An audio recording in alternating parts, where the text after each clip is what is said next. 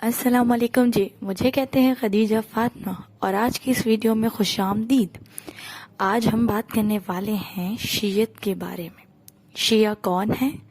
اور کیا وہ صحابہ کو مانتے ہیں، اور اگر نہیں مانتے تو اس سے کیا وہ مسلمان باقی رہتے ہیں یا کافر کہلائے جاتے ہیں۔ عزیزان من، لیکن اس ویڈیو کو سننے کے لیے اور دیکھنے کے لیے میری آپ سے گزارش یہ ہے کہ آپ نے ایک مسلمان ہو کر یہ ویڈیو دیکھنی اور سننی ہے۔ اگر آپ ایک مسلمان نہیں ہیں اور اگر آپ ایک سنی یا شیعہ ہیں تو آپ یہ ویڈیو نہ دیکھیے گا، کیونکہ یہ ویڈیو آپ کی سمجھ سے بالا ہے۔ عزیزان من اور عزیزان گرامی،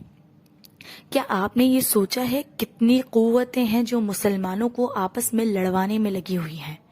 اور آپس میں مسلمانوں کی لڑائی کی ایک اہم وجہ یہ ہے کہ سنی حضرات کہتے ہیں کہ شیعہ حضرات اصحاب کو نہیں مانتے۔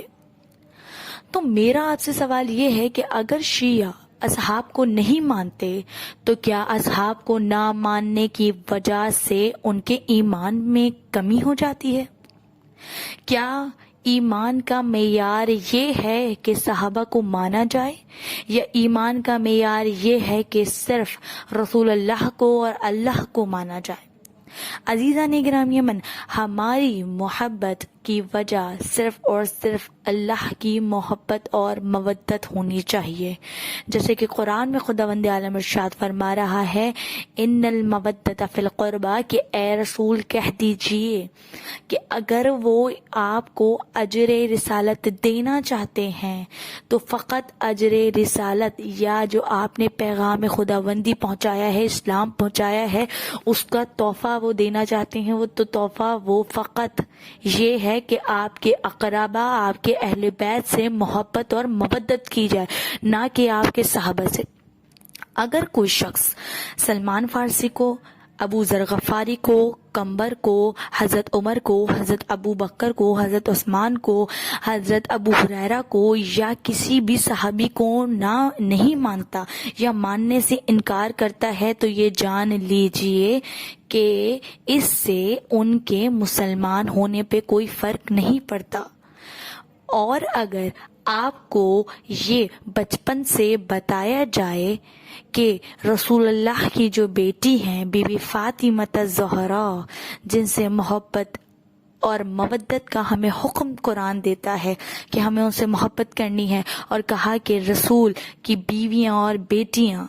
رسول کی زوجائیں اور بیٹی امت کی مائیں ہیں، تو آپ اپنے دل پر ہاتھ رکھ کر بتائیے کہ اگر آپ کو بچپن سے یہ بتایا جا رہا ہو کہ رسول اللہ کی بیٹی، فقط ایک بیٹی فاطمہ الزہرا، جن کا روزہ مسلمانوں کے خون سے، لہو سے بننا چاہیے تھا، جن کے روزے کو مسلمانوں کی بیویوں کے زیوروں سے سجایا جانا چاہیے تھا، جن کے روزے کو ہم مسلمانوں کو اپنے آنسوؤں سے سجانا چاہیے تھا، ان کا روزہ آج مٹی میں بے گور پڑا ہے۔